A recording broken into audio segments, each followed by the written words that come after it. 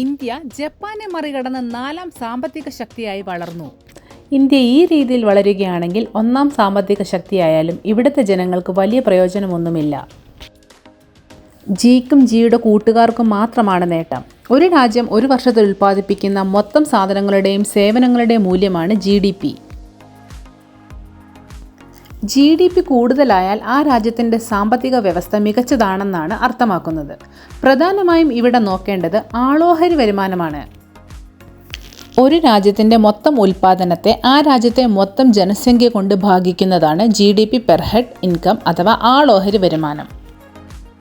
ഒരു വർഷത്തെ ഒരു ഇന്ത്യക്കാരൻ്റെ വരുമാനം 2,30,000 മുതൽ 2,50,000 രൂപ വരെയാണ്. എന്നാൽ ഇത് ജപ്പാൻ്റേത് 27 ലക്ഷം രൂപ വരെയാണ്. അതായത് ഒരു ജപ്പാൻ പൗരൻ ഒരു വർഷം സമ്പാദിക്കുന്നത് 27 ലക്ഷം രൂപയാണ്. ഈ അവസ്ഥയിൽ ഇന്ത്യക്ക് ജപ്പാനോടൊപ്പം എത്തണമെങ്കിൽ ഇനി എത്ര വർഷം എടുക്കുമെന്ന് ആലോചിച്ചു നോക്കൂ. വ്യക്തി ഓഹരി ചൈനയുടേത് നമ്മളെക്കാളും 5 ഇരട്ടി വലുതാണ്. നമ്മുടെ സാമ്പത്തിക സ്ഥിതി വളരെ ശക്തമാണെങ്കിലും 65% സമ്പത്തും കൈയാളുന്നത് 10% സമ്പന്നർമാരാണ്. ഇന്ത്യയിലെ 50% അടുത്ത കുടുംബങ്ങൾക്കും വെറും 15,000 രൂപ മാത്രമാണ് വരുമാനം.